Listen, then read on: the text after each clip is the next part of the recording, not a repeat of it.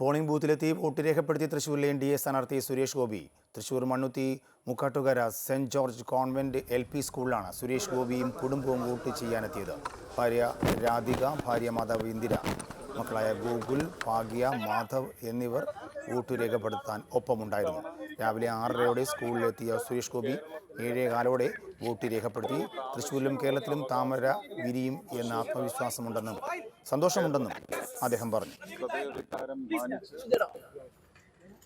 തൃശ്ശൂർ ലോക്സഭാ മണ്ഡലത്തിലെ സമ്മതിദായക അവരുടെ ഹൃദയസ്പർശം അവരുടെ വിരൽ തുമ്പിലൂടെ താമരയെ തൊട്ടുമർത്തി തൃശ്ശൂരും അതുവഴി കേരളത്തെയും വിരിയിക്കും എന്ന ആത്മവിശ്വാസം മാത്രമാണ്. അതിൽ കൂടുതലൊന്നും ഇന്നൊരു പ്രചരണത്തിനായി ഞാൻ ഉപയോഗിക്കാൻ പാടില്ല. സന്തോഷം. എനിക്ക് വേണ്ടി ആദ്യമായിട്ടാണ് വോട്ട് ചെയ്യാനുള്ള അവസരം. അതാണ് ഏറ്റവും വലിയ മഹത്വമായത്. ഒന്നാമത്തെ വോട്ട് ചെയ്യണമെന്ന് ആഗ്രഹിച്ചു, പക്ഷേ അങ്ങനെ സീനിയർ സിറ്റിസൺ എത്തി, പിന്നെ ബൈസ്റ്റാൻഡർ ഉണ്ടാവും, പിന്നെ ഞാനത് 10ാമതായിട്ട് വോട്ട് ചെയ്യാമെന്ന് നിശ്ചയിച്ചു.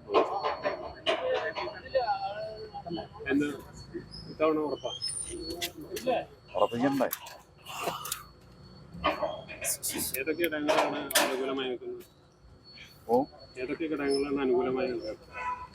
എല്ലാ ഘടകങ്ങളിലും കഴിഞ്ഞ 10 വർഷത്തെയെങ്കിലും MP-മാരുടെ പ്രവർത്തനം അത് ജനങ്ങളുടെ അവകാശങ്ങളിലേക്കാണോ ആ പ്രവർത്തനം ചെന്ന് തിളക്കം ചാർത്തിയത്, അല്ലെങ്കിൽ അവരെ ഒന്ന് സാന്ത്വനിപ്പിക്കാനോ സമാധാനിപ്പിക്കാനോ അവരുടെ ലഭ്യതകൾ ആ വിലയിരുത്തൽ തന്നെയായിരിക്കും. അത് മാത്രം മതി വിജയിക്കാൻ ഏറ്റവും നല്ല ഘടകം.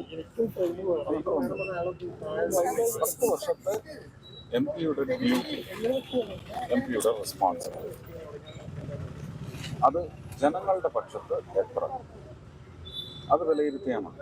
അത് തന്നെയാണ് വിജയസാധ്യതയുടെ വലിപ്പവും അത് തന്നെ.